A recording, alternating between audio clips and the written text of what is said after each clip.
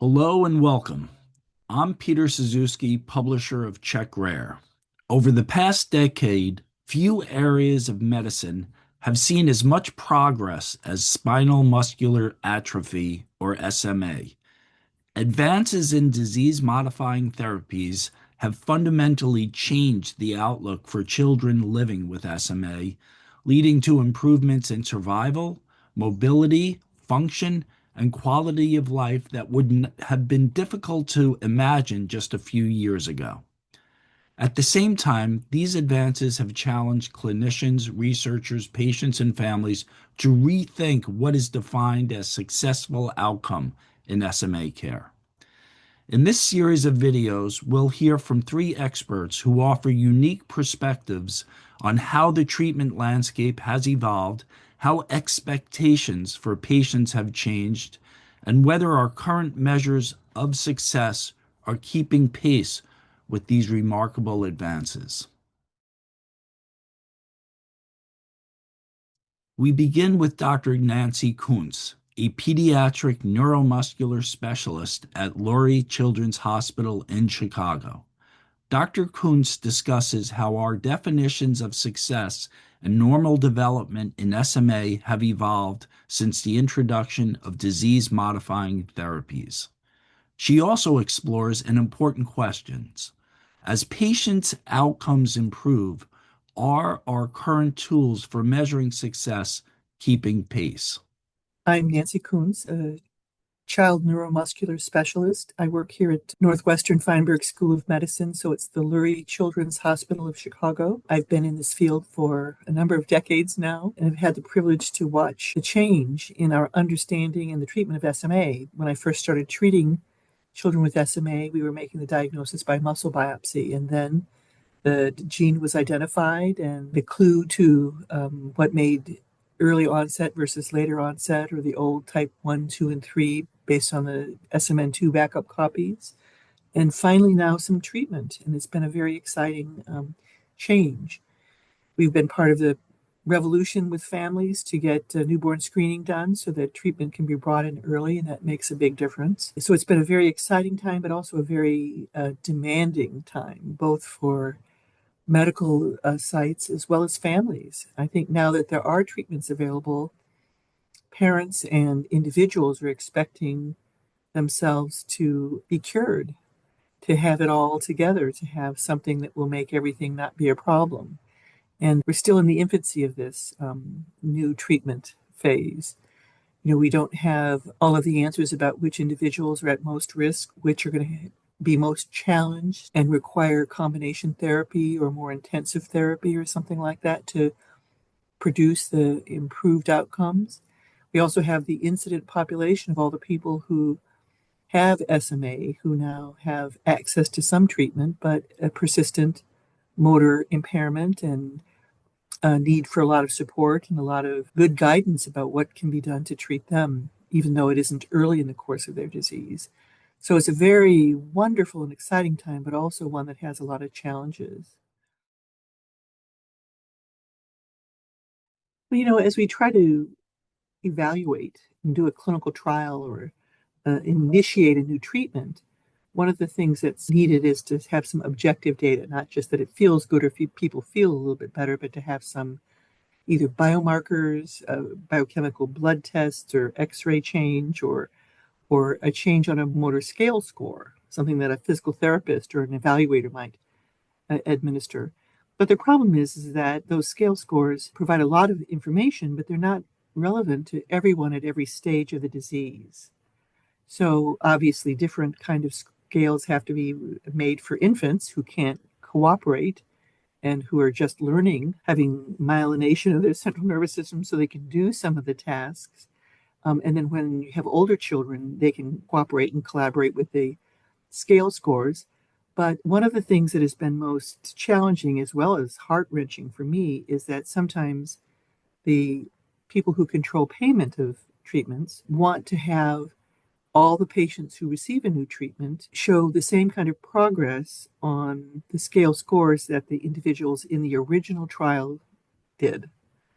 And that's difficult for several reasons. One is that any new clinical trial is done to be as efficient and effective and cost effective as possible, meaning they try to get a very tight, similar, homogeneous group of subjects so that there are very few variables. And the only variable is the new medicine.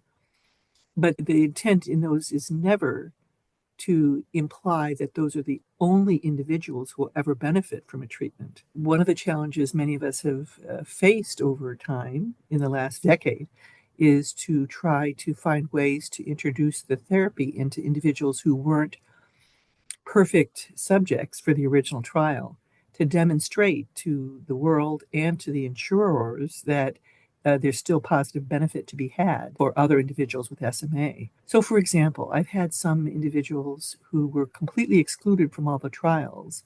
They were individuals who had very little motor independence. They were non-ambulatory, could not sit independently, could move their hands and feet, but not much more. And so most of the motor scales don't have very many items, don't have very many points on them that relate to the kind of movements these individuals can make. But with treatment, for example, during that period of time when a new drug application has been put in to the FDA, there are times where the companies will allow what they call an expanded access program, where on protocol and under ethics review board at your institution, you can offer this drug with safety monitoring to individuals who didn't meet the original inclusion criteria. So we always made sure to take individuals who were not eligible for the original trials and make sure that they, if the family was interested and willing, had the treatment. We had some individuals, as I mentioned, who had very little independent mobility, but for whom some of these treatments made a huge difference. So, for example, an individual might go from being able to operate a joystick for a moment or two with their hand and wrist to having the range of motion and the strength and endurance to use that same joystick all of their waking hours for anything they wanted to do. Control environmental controls like lights and music, to control a power wheelchair, and so on and so forth. So the quality of life change from that treatment was immense.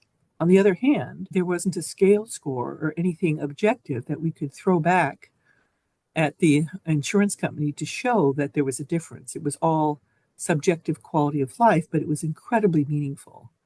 And so I think this is one of the challenges that we all face, is that in the attempt to have objective demonstration that a treatment or a medication might make a difference, the outcome or the positive benefit has been paired with an objective measure, such as the increase in a score on a scale. But there are not enough scales that have been validated to really show all the meaningful benefit that there are for people.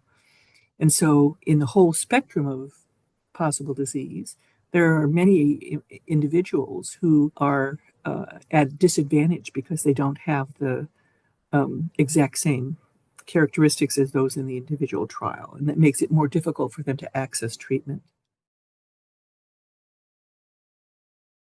Well, I think for a core group of individuals, the ones that we have available to us do capture things that are important, but I think it's restricted to a small subgroup of the total population of individuals with SMA. I think that there are things that have to do with having more endurance to be able to, hold your posture and hold your head and hold your position, for more hours per day so that you can be out of bed and interacting in an upright face-to-face fashion with peers and family and the community.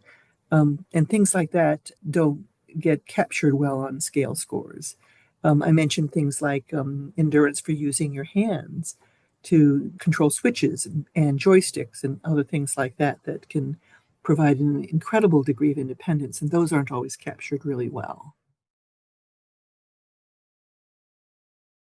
Everyone has been incredibly heartened by the progress. I mean, when we first started the few trials, we have to remember that just back about 8 to 10 years ago, with some of the original trials in SMA, the outcome measure was just prolonging survival by a few months. So to go from that to trying to see if infants with SMA who are treated can not only meet typical motor milestones like sitting independently and walking independently, but do it within the same age range as their unaffected peers is a very profound difference. And I think that that's the huge change that's really happened. So I think everyone, because we've lived through that, it's impossible not to have incredibly broad expectations and wonderful hopes for the future for everyone. But there's no question that having a more prolonged duration of disease before treatment was initially initiated, some of that's just arithmetic, meaning people who were born after and had a certain number of years of ongoing disease progress before the treatments were trialed and made available. So the what you might say is the incident population, those of our community who've been living with spinal muscular atrophy, who didn't have treatment available to them early in their life. I think that it's been less clear, first, whether they would respond at all to treatment, and secondly, how well they would respond and how aggressive would be appropriate in terms of trying to combine treatments and even seek additional ones. And I think that what's very important is that we make sure that the part of our community and society that funds and supports ongoing research understands that we haven't solved this issue. We haven't solved the problem, that there's really an important need for ongoing research into evaluating the benefits and the proper approach and the most efficient and least problematic, most safe way to be aggressive and provide maximal treatment to individuals with SMA who've been living with it for a period of time so that they can live their best life. These individuals usually have so much to contribute and they really deserve a lot. And there are moments where it seems as though now that we've made some really good forward progress, the pharma and NIH and philanthropy, they're sort of feeling like, well, now we've solved this, let's move on, to the next. And I think we're nowhere close to that yet. We really, really have a need to make sure that we understand in a prospective way what are the best things that we can do for individuals who've had existing spinal muscular atrophy for a period of time. As I mentioned, when the first trials, and it was with intrathecal nusinersen that most of us had the first ongoing trials, the outcome measures were simply survival. These were individuals being treated when they were diagnosed symptomatically between 3 and 7 months of age. And those individuals were very fragile for the most part. But they did so much better with treatment that as we brought them in for their ongoing maintenance treatment, we had groups of people at the hospital so that the greeters and the medical assistants and the aides that would help them, be prepared for their intrathecal treatment. They could tell which babies were being treated and which ones weren't. This one's still very fragile, and this one with the curly hair is my favorite one, and she's doing so much better. Look how they're really moving, kind of thing. It was just amazing to see right in front of you the difference that it really, really made. At that time, I didn't anticipate that we would have goals within within a decade of not only having the children make forward progress, because the rule of thumb had always been once spinal muscular atrophy is diagnosed, there would be no new gain of any motor function. None of the children ever made forward progress by the time that they were symptomatic enough to be diagnosed. So to have children make gains and begin to catch up to their age-appropriate peers gradually is just so heartwarming. It's unbelievable. Well, I think that there's two areas that we have to focus on in terms of unmet need. One of them, as I mentioned, is by paying attention to the very important population of individuals who were already symptomatic with spinal muscular atrophy and had been diagnosed before treatments were available. We now know that even with what appears to be fixed motor deficits, that people can make progress with some of these treatments. And which treatments and in what order and what's most efficient is something that really needs to be studied more over time, with careful attention to what the individuals with SMA themselves have to say, about what works and what's most important and what's not being, attended to. And then there's another kind of diversion, which would be to how can we improve our approach toward early diagnosis and early intervention and treatment? Now that we have finally, with lots of time and effort, newborn screening universally throughout the US, I think we can still make improvements. For one thing, people are beginning to investigate whether it makes a difference to know about the diagnosis even prenatally. The American College of OBGYN has recommended that all women be screened for carrier status for SMA. And then if they're positive, the OBGYNs would check the partner. And if they were positive, then testing could be initiated on the baby with the parents' judgment and cooperation and interest. But there has been very preliminary work asking and trying to answer the question, would treatment even before the baby was born make a difference? Well, that hasn't been settled yet, but is under active consideration and investigation. But one of the things that has been shown is that babies born at 37 weeks with SMA and treated as quickly as possible do better than individuals who were born at 41 or 42 weeks. So all of that's sort of within the broad range of term for infants. So their lungs are okay and the rest of their organ systems are mature enough to tolerate life outside the womb. But, again, just those, 5 weeks of difference from the earliest term healthy baby to the latest makes a difference. And so now when we work with the maternal fetal health specialists, when they identify a baby, in the second trimester or third trimester with SMA, we've shared with them this data. And so now they tend to induce at 37 weeks rather than just waiting till whenever things happen, naturally up to 42 weeks, with the idea that if we are aware and then intervene then, that those babies do even better. So that's kind of one sort of issue. We have to solve that. But we used to think that no baby was symptomatic until 2 to 5 months of age or something. But we realize now that it really depends on two things. One is how carefully you look. And the second thing is just the variability between individual people with SMA, and we don't always understand the difference. But there's no question that there are some babies who have onset around the time of birth or within the first few months of life who have more of a challenge, more of a motor impairment than others. In other words, there is a spectrum of severity. And I think one of the challenges that we face now is what we're doing is, just the payment process and the funding for treatment tends to suggest that every baby pick one of the new disease-targeted therapies. And that for some babies who have mild disease, that produces great results. But there are others that all of us who watch and see babies with SMA recognize, and that's the more severely affected motor systems in some babies, would suggest that if we could understand it a little bit better prospectively with some biomarkers, some biochemical things, some other physiologic markers and things, that we might be able to identify very early which babies need combination therapy from the beginning. And it would be very efficient if we could identify that and then use that combination therapy selectively for those who need it and not use it in those who are doing well without it. But that's all going to require additional research. Spinal muscular atrophy, the disease itself, the community that has supported individuals with that disorder has been something very special within medicine and health in the last generation. The translation of some of the basic science, the science that was done to understand this, and bringing it together and bringing it to the clinicians, and the feedback back and forth between the clinic and the basic science that has led to the development of these therapies, the development of this incredible community of support.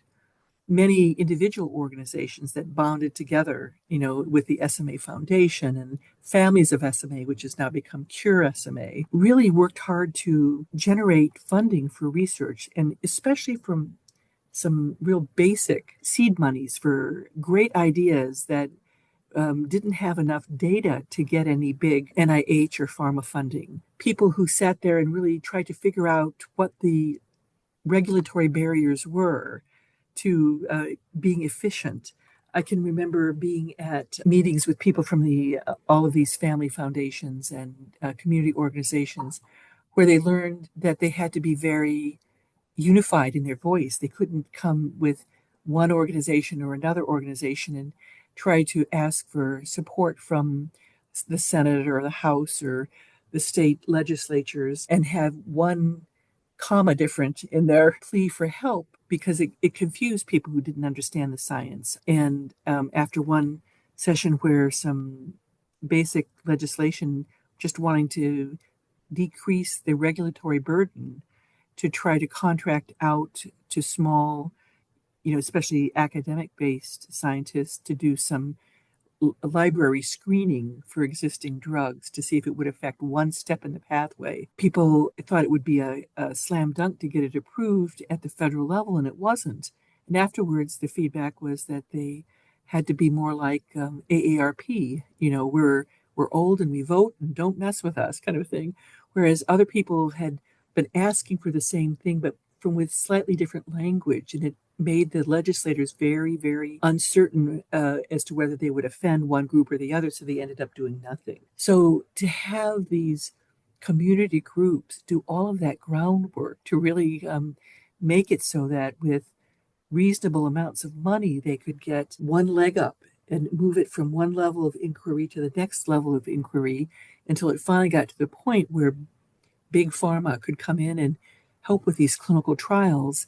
It happened more quickly with SMA because of the passion, the collaboration, the real hard work on everybody's part. It has been absolutely amazing, but I think I have the easiest part of the job because I'm right there and I get to see it all. I have the warm fuzzies from watching the babies that, sit and play. I mean, I have a set of fraternal twins who are now 18 months old and who were picked up with newborn screening and treated very early, who now sit there and instead of having to say goodbye to them within the first 2 years of life, they come now and dance around clinic visits and thank me for playing with them. And it just is such an incredible experience.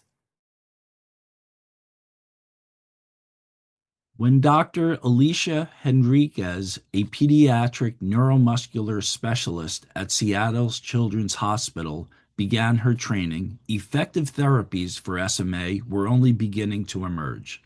Today, clinicians are seeing improvements that were once thought impossible.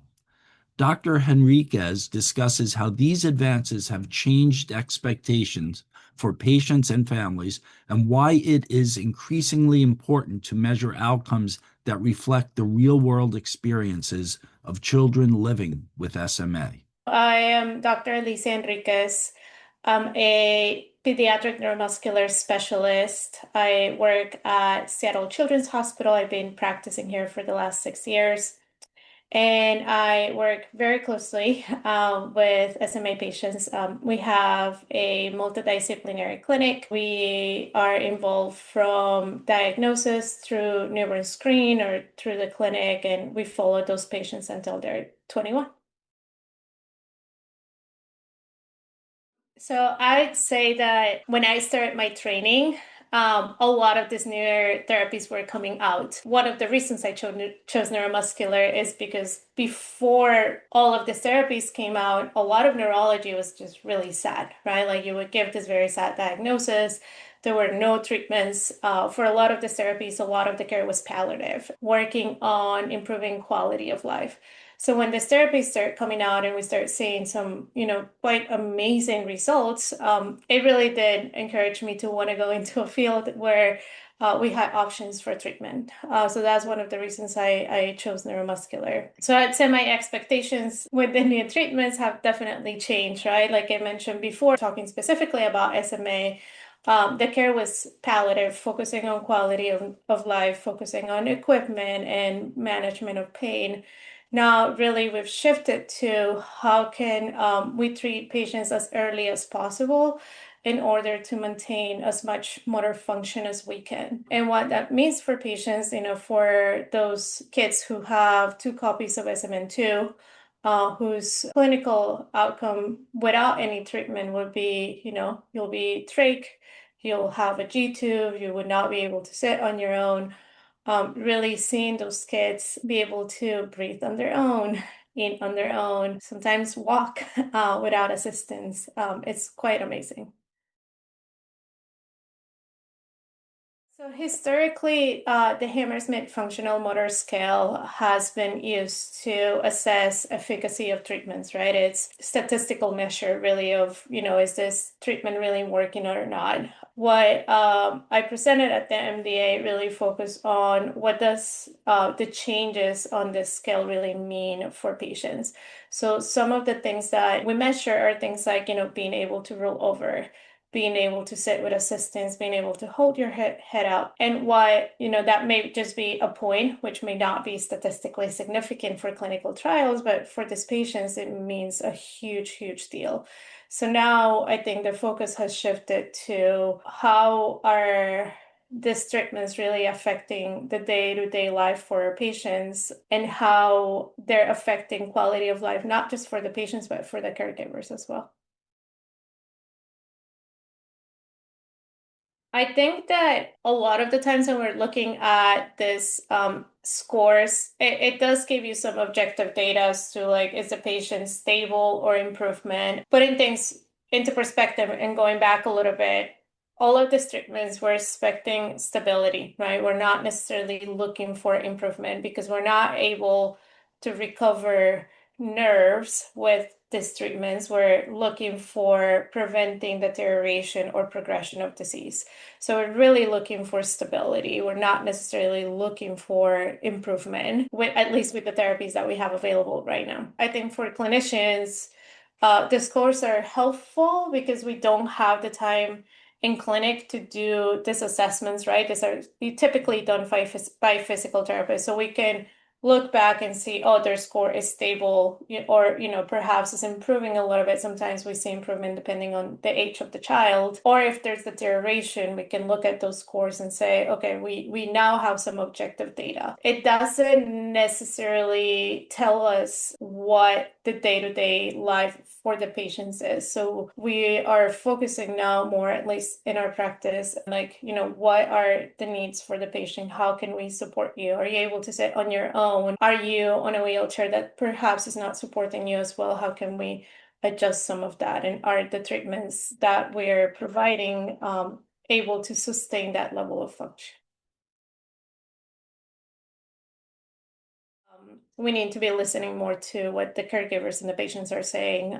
It's more impactful for their day-to-day living. I think the scales do a good job at looking at major changes in their function, but again, it does not do a great job what those changes may mean for them. So with the study that was done before, looking at the ability to really just sit up, so you and I can have a conversation and I can look at you face to face and I can look at your facial expressions, as opposed to if you're not able to sit up, you're laying down, you're really not able to see your surroundings, you're not able to interact the same way. So we're now capturing a lot of that with the instruments that we use for clinical trials, at least. I think I really start with a message of hope. I emphasize that in the past we had no treatments and now we have more than one treatment available, and that the treatments have done really an amazing job at being able to not just maintain motor function, but improve quality of life. So my advice will always be to initiate one of these therapies. And I give families options, and every family is different because their needs are different, because their backgrounds are different. My job is to provide them with all of the information that I have and help them make a decision that works for them. Yeah, I mean, certainly, right? The gene therapy is a one-time infusion versus the other therapies that are available are therapies that require ongoing treatment for the rest of their lives. So that in and on itself, it's a big difference. In terms of, which one works better, we don't really know. We know they'll work really well. There's no trials comparing one therapy versus the other. I'd say that for our newly diagnosed kids, a lot of the families do choose the gene therapy because the data is there that it does help. There's a lot of moving pieces in terms of, do we add on more therapies after gene therapy? And do this really help? There's a lot that there is to be learned. We don't know a lot, but we know that the therapies that we have available do work. In terms of side effects, gene therapy has a lot more considerations compared to the other therapies, so it's important that families understand that as well. I mean, absolutely, right? Like I just mentioned, we don't understand how long gene therapy is going to work for, right? Because it is a relatively new therapy. So being able to understand, is this a really one and done, or are we going to start seeing deterioration years down the line? Is there really a role for, what a lot of people call dual therapy, which is adding a second therapy such as risdiplam or Spinraza? We don't have well-done studies to show that this is actually beneficial, though we think in some cases, not all, but we don't know which patients will benefit from having dual therapy. And then I think a focus on, again, are there any other therapies that can help with fatigue, pain, improve quality of life? There's a lot of therapies looking at other targets like muscle rather than focusing on the SMN protein, looking at, is there a way to regenerate nerves? These are all things that gene transfer therapy was a crazy thought, right? Like 15 years ago, and now the idea of regenerating nerves sounds crazy, but is it possible? I think that sort of has been the theme today, right? Clinical trials focus on very specific outcomes, which is important to have those outcomes in order to understand is a therapy working or not. But because the therapies have worked so well, perhaps those outcomes need to be redefined to really include smaller changes that are very meaningful for families and for patients' families and for their quality of life. I don't know of any unifying scales that will include all of the data that we're perhaps missing. So that is an area that is unmet, is trying to find a scale that includes smaller changes and includes patients' perspectives of what those changes mean. I don't know of any specific scales. It doesn't mean there aren't some, but it's also very difficult to come up with those scales because you have to validate those, and that takes time and that takes money. So I think it is difficult to just, you can't just come up and say like, now we're going to use this scale. It needs to be validated to ensure that the results will be the same regardless of the trial. I mean, I guess really just emphasizing how the SMA treatment landscape has just really changed and has continued to change so rapidly, and how when we put everything into perspective, right? Like 15 years ago, not having any treatments and now seeing kids who were never able, would have not been able to walk without therapies is quite incredible. I call them, the miracle drugs, because it really is a miracle. It's very nice to be able to look at parents and tell them there is options, and there's hope, and there's so much that has continued to change. So that even these amazing treatments we have now are not the end of it. Like we're still working to improve outcomes and improve quality of life. So it's that message of hope means a lot. It really has changed from having to look at parents and tell them your child has SMA and this is what we are expecting will happen. I'm really sorry. It is a terrible disease, but we have this treatment options, and this is, what your child's life may look like with these treatments.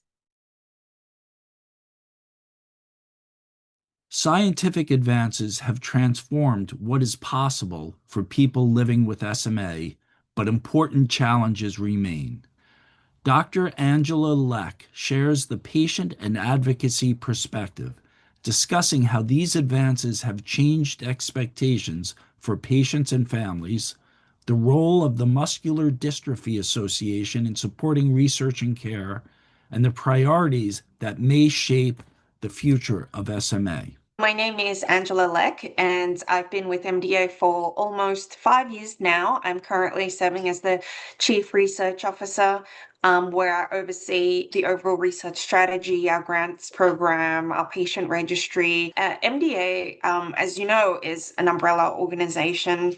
We cover over 350 distinct neuromuscular conditions, and SMA is, one of those conditions. And, we do a lot around SMA funding research, caring for SMA patients, both in the clinic and outside the clinic, provide a lot of, educational materials. And also SMA is, one of the diseases that we've been collecting data for our patient registry. SMA has really become one of the great success stories in modern neuromuscular medicine. We've gone from treating complications to treating the underlying cause of the disease with, multiple approved therapies now. If you had asked me this question a decade ago, our conversations about SMA would be largely centered around supportive care, so helping children breathe, to eat, to move, and just to maintain quality of life. But today that landscape is completely transformed, both for the patients, their families, and their treating physicians. We now have multiple disease-modifying therapies that target that underlying biology of SMA, and we're effectively now changing the natural history of that disease. So the now 4 approved therapies. These include SMN-targeted therapies such as the splicing modifiers, Evrysdi and Spinraza, as well as gene replacement therapy, Zolgensma, and more recently, Itvisma, which is an intrathecal gene therapy, expanding treatment options for older patients. So I think, the impact of families has been extraordinary. We're seeing children reach developmental milestones that weren't expected a decade ago. They're attending school, participating in sports, activities, and, they're looking ahead to careers and moving out of home. So for adults living with SMA, these therapies are helping to stabilize disease progression, preserve motor and respiratory function, and allowing many to just maintain greater independence and quality of life longer. And for the physicians, this is great. They have a way to treat these patients and to prescribe medications, life and disease altering medications for the first time in the history of SMA. But what is exciting is that these are the first generation therapies that target the SMN gene, but the pipeline continues to evolve. And, one of the programs I'm most excited about is the Scholar Rock drug that's in clinical trials called apitegromab. Current therapies work by increasing SMN protein levels to protect the motor neurons. Apitegromab takes a different approach. So it targets muscles directly by inhibiting the activation of myostatin, which is a protein that naturally limits muscle growth. And if this therapy is approved, it has the potential to complement the existing therapies by improving muscle strength and function in addition to preserving the motor neurons. It was shown in the phase 3 trial known as Sapphire that the patients that were already receiving the standard of care for SMN experienced even additional improvements in motor function when apitegromab was added, showing that there is still room to improve outcomes for people living with SMA. And I think this goalpost continues to shift. We're no longer simply aiming to slow disease progression. We're now asking, can we help these patients live stronger, more independent, and fuller lives? I think it's important to consult your treating physician or neurologist because every patient has a different journey, depending on when they were diagnosed, how progressed their diagnosis is. I think it's really important to see a physician that can also connect you to a multidisciplinary care clinic, which is the case of all our care centers, MDA care centers. We have over 150 of them around the United States, and we offer multidisciplinary care. So it's really important to think about the patient's well-being holistically, not just in preserving the motor neurons, but there is, respiratory care, nutrition, rehabilitation. There's so many facets to the disease that I think can and should be addressed in order to enable patients to live to their full potential. I do think it's really important for patients to continue participating in studies, particularly now that there are drugs approved, to participate in post-market approval studies to gauge the durability and the ongoing efficacy of the drugs. This is going to be really informative for the field if they choose to participate in registry efforts, and also to participate in advocacy efforts linked to a patient advocacy group to make sure your voice is heard, to make sure your needs are being voiced, the needs of the community, and to align yourselves with an advocacy organization such as MDA that can represent their best interest. One of the most important lessons we've learned in SMA is that, timing of getting the treatment matters. So motor neurons, they're progressively lost before the symptoms become obvious, or even in utero. And once those motor neurons are gone, they can't be replaced. So earlier diagnosis leads to earlier treatment, and earlier treatment leads to better outcomes. And this has been reinforced across multiple cohorts globally. And that's why newborn screening has been transformational and is thankfully now happening in all 50 states in this country, and it allows infants to receive treatment before significant motor neuron loss occurs, so giving them the best opportunity for optimal development. In other parts of the world, babies born with SMAs still don't have access to newborn screening or disease-modifying therapies, but hopefully this will change over time. While disease-modifying therapies are now available and transform the outlook for individuals living with SMA, they haven't eliminated the need for comprehensive multidisciplinary care. And in many ways, these therapies have changed the questions we ask, but we haven't changed the importance of having that right team around the patient. As I mentioned, SMA affects more than muscle strength. It impacts respiratory function, nutrition, swallowing, motility, and scoliosis, and a whole host of other symptoms. And managing these different aspects of the disease requires coordinated care from specialists who understand SMA.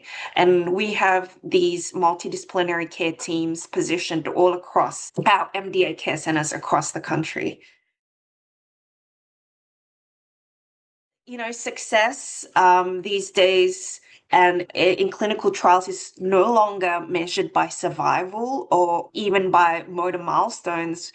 We're thinking more broadly around independence, education, employment, independent living, and real world outcomes. And, we've also learned that meaningful outcome, what constitutes as a meaningful outcome, looks different for every individual. One person's success may be learning to walk independently. For another, it may be preserving hand function so they can use the computer or feed themselves or maintain employment. And for someone else, it may just be maintaining respiratory strength or simply having energy to participate in daily activities with their family and friends. And traditional functional assessments such as the Hammersmith scale, they remain incredibly important, and they've helped demonstrate effectiveness in the approved therapies, but they don't always capture the outcomes that matter most, I feel, to patients living with SMA.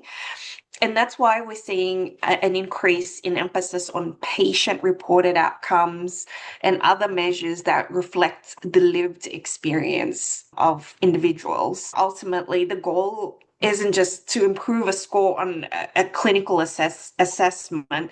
It's really to help people live fuller, more independent lives. And to do that, like I mentioned, patients should participate in ongoing studies to monitor their progress. And that's where, MDA is headed to. So, one of our priorities is developing a really robust patient registry that collects these real-world longitudinal data and also patient-reported outcomes through electronic medical records and also surveys. And it's really important that we collect these real-world data on patients, on the various treatment options and combinations of treatments, because this will continually inform of ways to improve care for patients living with SMA. So we've built a patient registry called MOVR, so MOVR. It stands for the Muscular Dystrophy Association's Neuromuscular Observational Research Registry. And we're currently in the process of evolving it into a next generation platform that is more patient-centered. It's called MOVR 2.0. And this version is designed to give patients and families more control over their data, enabling them to contribute information from their individual care journeys to help inform, researchers, drug developers, and so on. And as part of this, we're actively looking for individuals with SMA to participate in our pilot study. And participants can securely connect their electronic medical records, visualize their own care journey, provide feedback that will directly shape the future of the platform and MDA's research initiatives on SMA, where we also partner with, various industry partners. Enrollment is free, and participants can opt out anytime. I think real world data like this that we'll be able to capture is incredibly important. Even with therapies like Spinraza, we've already seen how registry data can help us better understand treatment patterns and outcomes in clinical practice.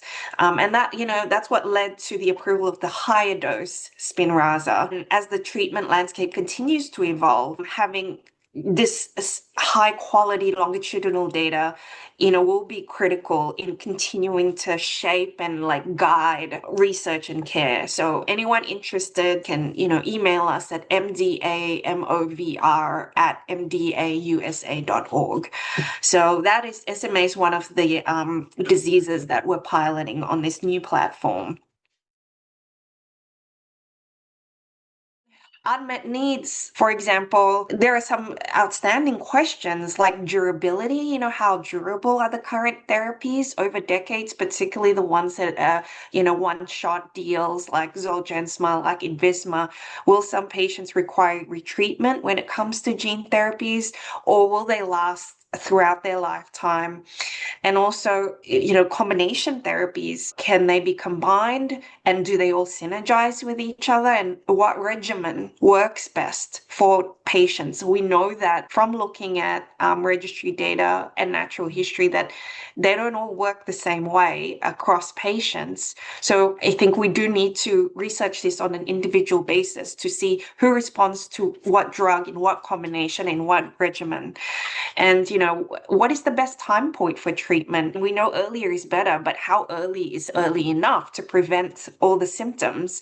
And can treatment before any symptoms appear completely prevent the disease? We don't know that. And of course, I think adults with SMA, I think they are understudied, and there's a clear unmet need in that population, and also, with children who have been on these therapies as they age into adulthood, what does that look like? What happens over the decades? Does that stabilize their condition? Do they continue to experience the benefits of these drugs? I think although restoring SMN protein has been transformative, it still doesn't fully address all the aspects of the disease. And, there's still research to be done in terms of the muscle biology, the neuromuscular junction biology, the fatigue, how to regenerate muscles that are lost, and any downstream pathways that we can target to further improve outcomes. And this is, some areas that MDA continues to fund research. So basically, as we continue to learn more about SMA, we realize it's more complex than we once appreciated, and that this opens up like new opportunities, new areas of research. Firstly, we're moving towards combination therapies. As I've mentioned, current SMN-directed treatments have transformed outcomes, but they don't benefit every individual in exactly the same way. And the future will likely involve combining SMN restoration with therapies that target other aspects of disease biology, such as muscle health, neuromuscular function, to improve outcomes even more. And MDA has supported research exploring these complementary approaches. For example, we're funding Dr. Charlotte Sumner, who is investigating the inhibition of a protein that acts as a master regulator of axonal degeneration called SARM1.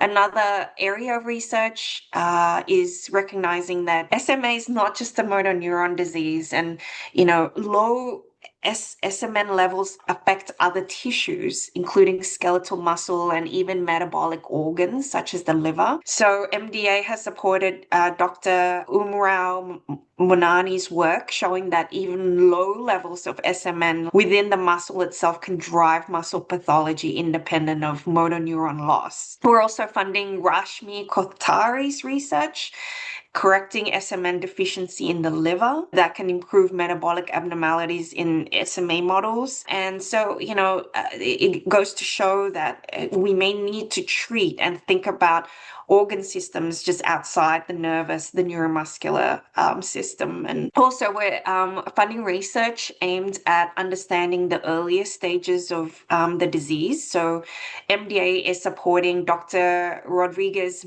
Muela, who is using stem cell and organoid models to understand very early developmental changes associated with SMA and identifying new therapeutic opportunities there. And I think the future of SMA will involve a comprehensive approach combining these SMN restoration therapies that have been approved, and then ones that support the muscle health, protecting other vulnerable tissues and organs, and addressing developmental changes. And this is the kind of research that MDA is committed to supporting because there is still room for improvement. We continue to fund basic science research, and we have, since our inception, MDA has invested over $50 million in SMA research. So we're training also the next generation of scientists who have an interest in SMA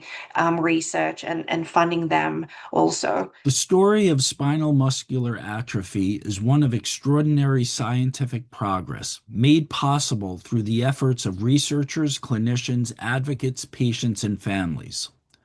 While important questions remain, the advances of the past decade have fundamentally changed what is possible for individuals living with SMA and have challenged us to rethink what we define as a successful outcome. Thank you for joining us for these expert perspectives.